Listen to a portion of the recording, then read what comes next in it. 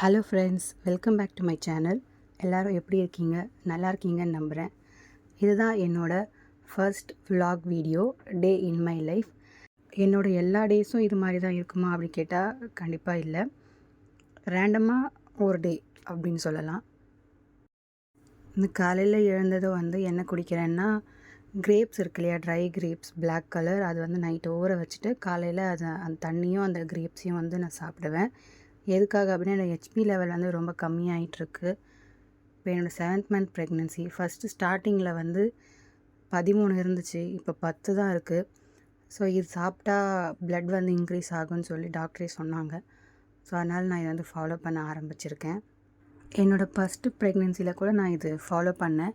ஆக்சுவலாக எனக்கு அதோடய ஸ்மெல் சுத்தமாக பிடிக்காது. அதுவும் தினமும் காலையில் அந்த மாதிரி அந்த கிரேப்ஸ் ஊற வச்சுருந்த வாட்டர் ஒரு ஸ்வீட் ஆகிடுமா, எனக்கு எழுந்தது அந்த ஸ்வீட்டாக அந்த வாட்டர் குடிக்க சுத்தமாக பிடிக்காது. நீங்கள் பார்த்தீங்கன்னா தெரியும், அது ஒரு கஷாயம் மாதிரி ரொம்ப கஷ்டப்பட்டு குடிப்பேன். பட் உடம்புக்கும் உள்ளே இருக்க குட்டி பாப்பாவுக்கும் நல்லதுன்னு சொல்லும் போது நம்ம அதை செஞ்சு தானே ஆகணும். ஆக்சுவலாக கன்சீவ் ஆனதுலேருந்து நைட் ஃபுல்லாக தூக்கமே வர்றதில்லை. எனக்கு மார்னிங்னு ஒன்று இல்லவே இல்லைன்ற மாதிரி இருக்குது. ஸ்ட்ரெயிட்டாக ஆஃப்டர்நூன் லஞ்சு தான். நைட் ஃபுல்லாக தூங்காமல் ஏர்லி மார்னிங் தூங்கி எழுந்துக்கவே ஒரு 11:30 அந்த மாதிரி ஆகிடுது. அப்புறம் இந்த கிரேப் வாட்டர் குடிச்சிட்டு நடுவில் நான் ஒரு கேரட் ஜூஸ் ஒன்று குடித்தேன். பட் அதை ரெக்கார்ட் பண்ண மறந்துட்டேன். அதோட லஞ்ச் ப்ரிப்பேர் பண்ண வந்தாச்சு. நாங்கள் வீட்டில் எப்போவுமே சாதம் வடித்து தான் சாப்பிடுவோம். அந்த குக்கரில் போடுற பழக்கமே சுத்தமாக கிடையாது. இன்கேஸ் எப்போயாவது ரொம்ப எமர்ஜென்சி அப்படின்னமா ஒரு வாட்டி நான் செஞ்சுருக்கேன்.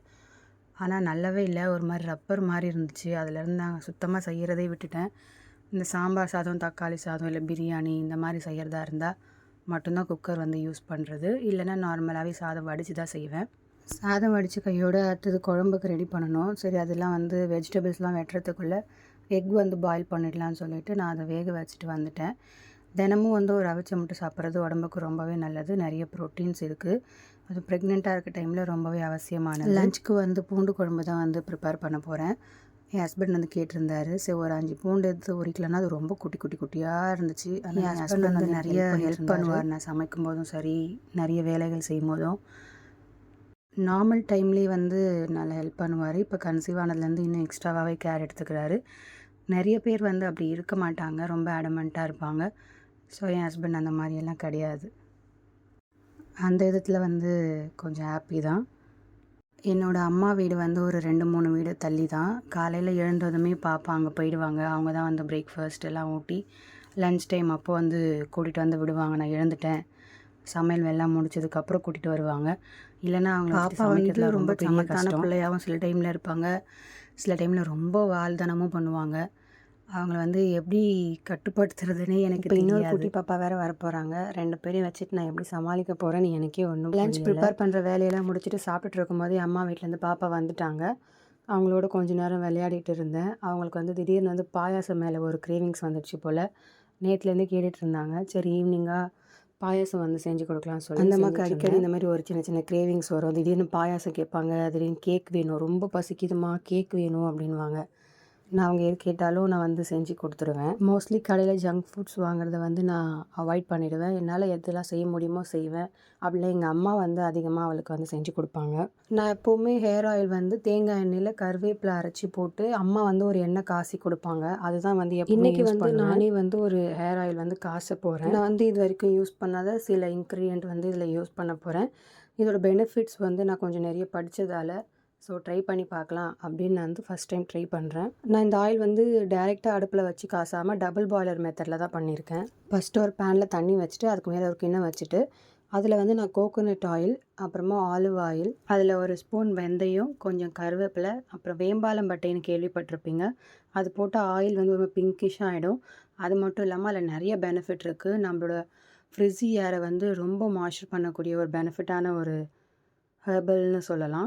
அதோட நான் கொஞ்சம் மிளகு, அப்புறமா ட்ரை ரோஸ்மெரி லீவ்ஸ் ஆட் பண்ணியிருக்கேன். இதெல்லாம் போட்டு நல்லா காய்ச்சிடுங்க. நல்லா காய்ச்சி ஓவர் நைட் நல்லா அதிலே சோக் பண்ணிவிட்டு கூட நீங்கள் ஃபில்ட்ரு பண்ணிக்கலாம். நான் நாளைக்கு ஏர் வாஷ் பண்ணணும் அப்படிங்கிறதுனால இப்போவே எனக்கு தேவையான அளவு மட்டும் கொஞ்சம் ஃபில்ட்ரு பண்ணி எடுத்துகிட்டு மீதியை நான் அப்படியே சோக் பண்ண வச்சுட்டேன். நான் ஆயில் ஓவர் நைட் அப்ளை பண்ணிவிட்டு மறுநாள் ஏர் வாஷ் பண்ணுறேன். நீங்கள் ரெகுலர் பேஸில் கூட இந்த ஆயிலை யூஸ் பண்ணிக்கலாம். எப்போவும் ஆயில் பூசுறதுக்கு முன்னாடி முடியை நல்லா சிக்க எடுத்துக்கோங்க. உங்களோட ஃபிங்கர் டிப் வச்சு மசாஜ் பண்ணுங்கள். உங்களோட நெயில்ஸ் வந்து உங்கள் ஸ்கேல்ப்பில் படாமல் பார்த்துக்கோங்க. எப்போ ஹேர் ஆயில் அப்ளை பண்ணாலும் மறக்காமல் உங்களோட ஹேண்டையும் ஃபேஸையும் நல்லா வாஷ் பண்ணிடுங்க. அப்போ தான் உங்கள் தலையில் இருக்க டர்ட் எதுவுமே உங்கள் ஃபேஸில் படாது. அப்படி சப்போஸ் பட்டுச்சு அப்படின்னா உங்களுக்கு நிறைய பிம்பிள்ஸ், ஆக்னிஸ் வரதுக்கு நிறைய சான்சஸ் இருக்குது.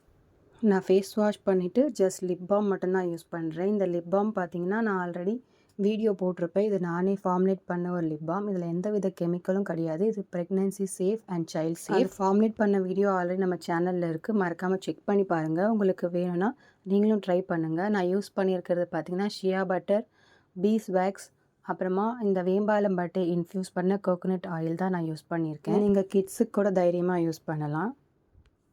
அண்ட் அவ்வளோதான். இதோட என்னோடய டே இன் மை லைஃப் வந்து எண்டுக்கு வந்தாச்சு. நான் வேறு ஒரு வீடியோவில் உங்களை வந்து மீட் பண்ணுறேன்.